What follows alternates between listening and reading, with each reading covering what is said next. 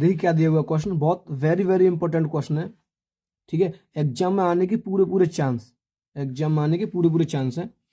दो ठोस लंबवृत्तीय शंकु समान ऊंचाई के हैं, उनके आधार की त्रिज्याएं R1 और R2, उन्हें गलाकर समान ऊंचाई के एक बेलन के रूप में परिवर्तित किया जाता है यानी बनाया जाता है। सिद्ध कीजिए कि बेलन के आधार की त्रिज्या अनुरूढ़ के अंदर R1 square plus R2 square बटे 3 है। तो आपको इसमें आंसर निकालना नहीं है, आपको आंसर दिया हुआ है उसने, इसमें आंसर पहले से ही दिया हुआ है, आपको ये तो निकाल के लाना है। तो ये भी देखो, आपको क्वेश्चन भी इंपॉर्टेंट और आंसर भी दिया है। ठीक है, तो आप हल कर सकते हैं। इस क्वेश्चन को मैं आपको डायग्राम के माध्यम से समझाता हूं। देखिए ये डायग्राम में ये शंकु है, ये भी एक शंकु है। इन दोनों शंकुओं को पिघलाकर यानी इन दोनों शंकुओं के आयतन से एक नया बेलन बनाया गया है, ये वाला बेलन। ठीक है, इन दोनों के आयतनों को मिलाकर, इन दोनों को पिघलाकर ये बेलन बनाया गया है। और इन दोनों की जो ऊंचाई दी है वो भी बराबर है, यानी ये बेलन बनाया गया है, ये बेलन भी इसकी इनकी ऊंचाई के बराबर है। लेकिन त्रिज्या पता नहीं बराबर है या कम है। लेकिन इन दोनों की त्रिज्या दी है R1 इसकी, R2 इसकी, इनकी ऊंचाई बराबर है। तो आपसे पूछा है कि इसकी त्रिज्या क्या होगी, तो आप क्या करेंगे, इन दोनों के आयतनों को जोड़कर इस बेलन के आयतन के बराबर कर देंगे। यानी कि दोनों शंकुओं का आयतन बराबर बेलन का आयतन, इस तरीके से आप लिखेंगे। ठीक है, और सबसे पहले मैंने आपको बताया है, अगर आप चैनल पर नए हो चैनल को सब्सक्राइब कर लें और वीडियो को लाइक कर लें।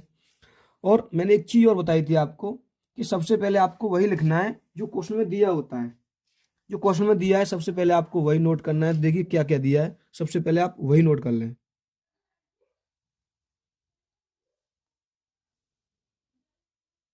ठीक है, माना पहले शंकु की ऊंचाई h, जो मैंने मान ली है, आप देख सकते हैं। ठीक है, दूसरे शंकु की ऊंचाई भी मैंने h मान ली है, और ये दोनों ऊंचाई आपस में बराबर दी हुई है। कैसी है, इक्वल दी हुई है, बराबर। और पहले शंकु की त्रिज्या R1 आपको दी हुई है, देखें आप देख सकते हैं। और दूसरे की R2 भी दी हुई है, दूसरे की भी दी हुई है R2। बेलन की ऊंचाई बराबर शंकु की ऊंचाई है, यानी जो शंकु की ऊंचाइयां हैं वही बेलन की ऊंचाई के बराबर है। ठीक है, ये भी आपको समझ में आएगा। और सिद्ध क्या करना है आपको, बेलन की त्रिज्या R1 square plus R2 square बटे 3 वर्गमूल के अंदर, ये आपको सिद्ध करके लाना है। ठीक है, तो सबसे पहले आपको जो इस तरीके से मैंने लिखा है आप लिख सकते हैं, आपको ये लिखना ही लिखना है। ठीक है, क्योंकि भाई एग्जाम वाला जब भी नंबर देता है जब आप लिख के लिखेंगे, कुछ थोड़ा चढ़ा बढ़ा कर लिखेंगे। ठीक है, ये मैंने लिख लिया है। उसके बाद में इन दोनों शंकुओं का आयतन बराबर क्या करना है, बेलन का आयतन। तो लिखिए क्या दिया हुआ, दोनों शंकुओं के आयतन के बराबर क्या दिया, बेलन का आयतन। जरा लिखें,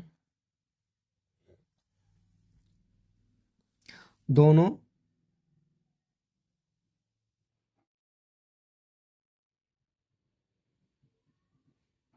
शंकुओं का आयतन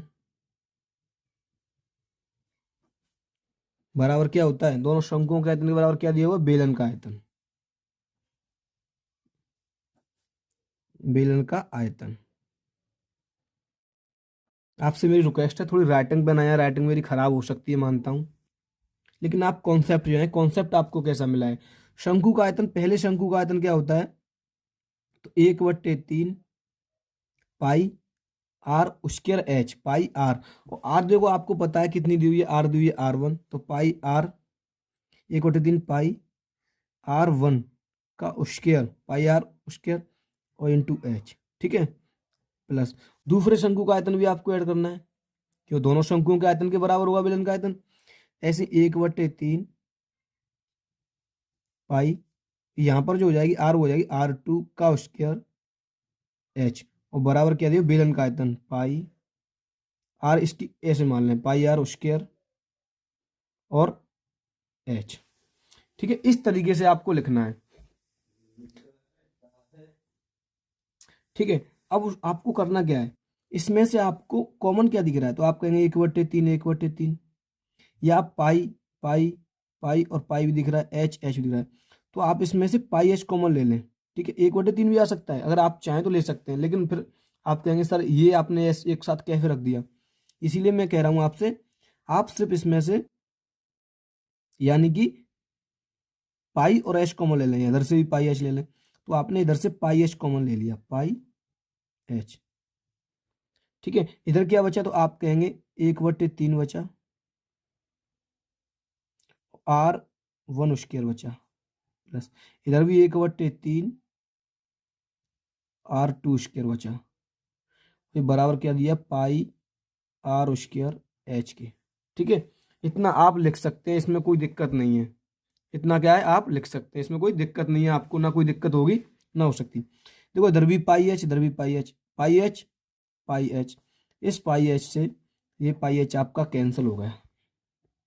क्या हो गया, कैंसिल हो गया।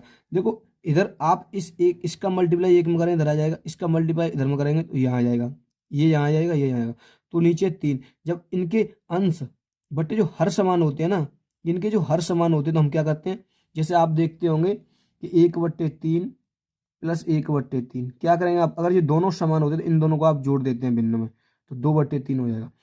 ऐसे ये दोनों ये नीचे के दोनों हर समान है तो आप ऊपर के जोड़ देंगे, तो आप कहेंगे क्या हो जाएगा, R1²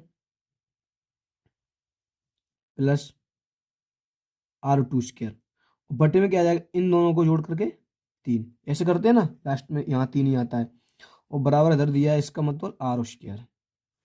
ठीक है, उसके बाद में आपको पता होगा कि इधर से जब वर्ग हटाते हैं हम तो इधर वर्गमूल आ जाता है, इधर से वर्ग हटाएंगे तो इधर वर्गमूल आ जाएगा, तो ये वर्गमूल के अंदर आ जाएंगी सारी चीज,